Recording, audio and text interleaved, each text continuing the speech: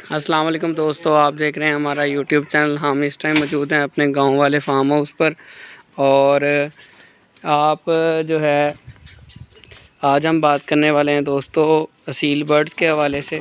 यहाँ पर हमारे पास डिफरेंट किस्म की बर्ड्स कलेक्शन है। लव बर्ड्स हैं, पैरट्स हैं, रैबिट्स हैं और बेहतरीन सा सेटअप बनाया हुआ है हमने, ठीक ठाक पैसे लगा के। वाह जी वाह, माशाल्लाह। फैंसी बर्ड्स भी हैं। और आज हम बात करेंगे असील चूज़ों की और असील मुर्गे और मुर्गियों की, और असील के हवाले से, कुड़क होने के हवाले से बात करेंगे। इनको हम अगर बात करें फ़ीड की, यहाँ पर अलग अलग सेटअप बनाया है क्योंकि असील अलग अलग ही रहते हैं, इकट्ठे नहीं रहते। पेयर की शक्ल में हमने इनको रखा हुआ है। और बाज़ टाइम तो ऐसा भी होता रहा है कि एक टाइम में हमारे पास चार मुर्गियाँ जो थीं वो कुड़क थीं और चारों ही अंडों पर बिठाई हुई थी हमने, और माशाल्लाह सही रिज़ल्ट रहा है। और यहाँ पर भी असील पेयर है। अगर मैं फ़ोकस करूँ कैमरे से तो नहीं, ये नहीं हुआ। अच्छा जी, तो इधर आगे भी इसी तरह हर जगह पर हमारे पास सील बर्ड्स की जो है कलेक्शन मौजूद है। ये आप फोकस हुआ अच्छे से, आप देखें कितना प्यारा पेयर है ये माशाल्लाह से। और इन्हीं के चूज़े जो होते हैं वो भी अवेलेबल फॉर सेल हैं। हम बात करेंगे कि इनको फ्री में कैसे पाला जा सकता है। दोस्तों, इनको सारा दिन अगर आपके पास खुली जगह है, ग्रीनरी है और गोबर है थोड़ा बहुत, ठीक है, हमारे पास तो सारा कुछ अवेलेबल है क्योंकि हमारा तो सेटअप भी बहुत बड़ा है। वो सामने आप देख रहे हैं सील मुर्गे और मुर्गियाँ और छोटे चूज़े सारे खुले फिर रहे हैं। इस तरह खुले फिरते सूंडी, कीड़ा, कचरा, जड़ी बूटियाँ सारा कुछ खाते हैं और ये बिल्कुल फ्री ऑफ कॉस्ट पलते हैं। ठीक है, कोई ख़र्चा नहीं आता हमारा इनको पालने का। ज़्यादा से ज़्यादा हम अपनी तसल्ली के लिए इनको गंदम के दाने जो हैं, गर्मी बहुत ज़्यादा है तो वो भिगो के डाल देते हैं। भिगो के आप रात को भिगो दें और सुबह उनको डाल दें, उससे क्या होता है कि वो नरम हो जाते हैं। एक तो इनको हज़म करना आसान होता है। कबूतरों को भी हम इसी तरह दाना डालते हैं। और दूसरा ये है कि वो हज़म करने के साथ साथ गर्मी नहीं होती, पोटा ठंडा रहता है इनका। सील वैसे ही बहुत गर्म होता है तासीर में, इसका गोश्त भी बहुत हार्ड होता है जब हम पकाते हैं इसको। तो इसलिए फिर इनको हम ठंडा रखने के लिए अंदर से बेहतर रिज़ल्ट के लिए गर्मियों में आपके पास भी अगर मुर्गियां हैं, बर्ड्स हैं, कबूतर हैं तो दाना भिगो के डालें गर्मियों में। ठीक है, गर्मियों में भिगो के दाना डालने से जो रिज़ल्ट हैं, जो वेट गेन है परिंदे का, असील का, देसी मुर्गियों का, सबका वो बहुत ज़्यादा बढ़ जाता है। ठीक है, इसके अलावा यहाँ पर हमारे पास खरगोश वगैरह हैं। इनको भी हम चारा वगैरह देते हैं बड़ा बेहतरीन। इनका हमने पाइप वगैरह से फिटिंग की हुई है ताकि ये खुश रहें, क्योंकि अगर ये कच्ची जगह पर हों तो ये नीचे सुराख बहुत करते हैं। इनको इस तरह छुपना, ज़मीन के अंदर जाना बड़ा पसंद है। तो हमने पक्का इनका इंतज़ाम किया है और इसके अंदर ये ब्रीडिंग भी करते हैं और पाइप वगैरह की फ़िटिंग की हुई है और ये भी खुश रहते हैं और हम भी राज़ी रहते हैं। ये इतनी सी जगह से बाहर नहीं आते। ये टोटल इतना सा सेटअप है इनका। यहाँ से ऊपर ग्रीन शीट दी हुई है हमने और इनका जंगला सा इनका पिंजरा बनाया हुआ है।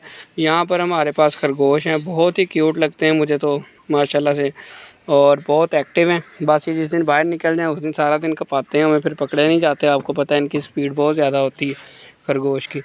तो इस तरह ये सारा दिन जो है चारा वगैरह खाते रहते हैं और अंदर चले गए, कभी बाहर आ गए, सारा दिन एक दूसरे के साथ खेलते रहते हैं। बाकी आपने जो दाना डालना है इनको, वो मैंने आपको पहले बताया कि हमेशा भिगो के डालना है। इस टाइम 2 मुर्गियां जो हैं वो उसने अंडे दिए हुए हैं और वो कुड़क हो जाएंगी तकरीबन। मुर्गी ज़्यादा से ज़्यादा सील मुर्गी जो है वो 12 से 13 अंडे देती है। उसके बाद वो अंडे देना बंद कर देती है और उसको फिर बिठाना होता है।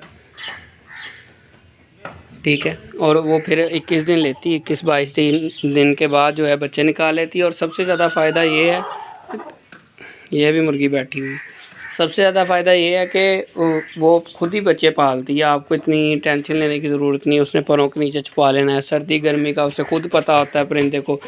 ठीक है, तो वो बड़ा अच्छा पाल लेती है, आपको टेंशन लेने की ज़रूरत नहीं है। एक टाइम में 10-10 चूज़े पाल लेती है और उनको खुराक दाना चून से छोटा करके देती है। और जो मुर्गी पालती है अपने हिसाब से उनको दाना देती है, दाना ज़्यादा खाने से रोकती है। वो आम इंसान समझ नहीं सकता उस चीज़ को, वो यही समझ सकते हैं। बाकी आगे कबूतर वगैरह इनके भी बहुत ज़्यादा ब्रीड हो जाती है हमारे पास, क्योंकि इनको एनवायरनमेंट बहुत अच्छा दिया होता है जिसकी वजह से ब्रीडिंग ज़्यादा मिल जाती है हमें। इसी तरह लव बर्ड्स हैं, वो भी हम सेल कर देते हैं। तीतर हैं, तीतर वगैरह की भी ब्रीडिंग जब होती है तो हम इनको सेल कर देते हैं। अगर किसी दोस्त भाई को इनमें से कोई भी चीज़ के बच्चे चिक्स वगैरह चाहिए हों तो हमसे कमेंट सेक्शन में रब्ता कर सकता है। और इसके अलावा गाय वगैरह का सेल परचेज़ का काम भी करते हैं हम।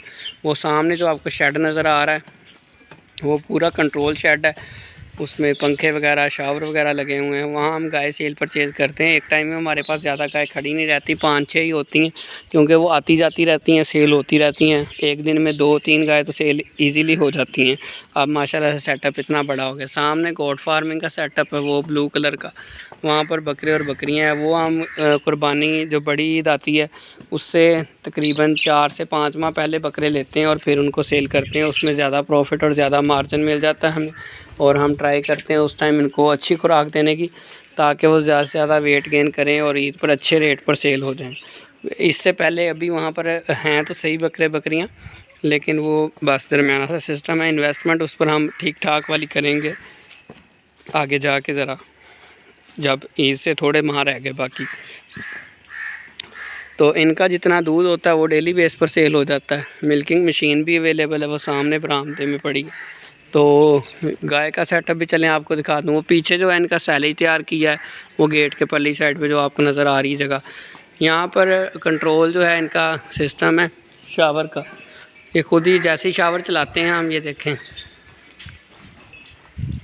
ये शावर चल रहे हैं, तो ये नहाती रहती हैं, पट्ठे खाती रहती हैं, चारा वगैरह खाती हैं, और फिर बहुत ज़्यादा मिल्क प्रोडक्शन ज़्यादा होती है। और ये नस्ली गायें हैं सारी तकरीबन, और इनका नस्ली गाय जो है अच्छी नस्ली गाय होती हैं, जो फ्रीज़न नस्ल की, वलायती नस्ल की, वो एक दिन का 25-30 लीटर दूध दे देती है। अगर उसको अच्छा चारा दिया जाए, उसकी डाइट पूरी रखी जाए, उसको मल्टीविटामिन पाउडर वगैरह होते हैं ताकत वाले, वो सारे दिए जाएँ, तो वो अच्छी मिल्क प्रोडक्शन करती है। और हमारा दूध भी सेल हो जाता है, साथ साथ हम सेल परचेज़ भी जारी रखते हैं, जो डेली बेस पे जब तक सेल नहीं होती जितना दूध मिलता है वो हम सेल कर देते हैं। तो बाकी ये हमारा फार्म हाउस गाँव वाला जो है उसका सेटअप है। आपने बताना है ये कैसा लगा।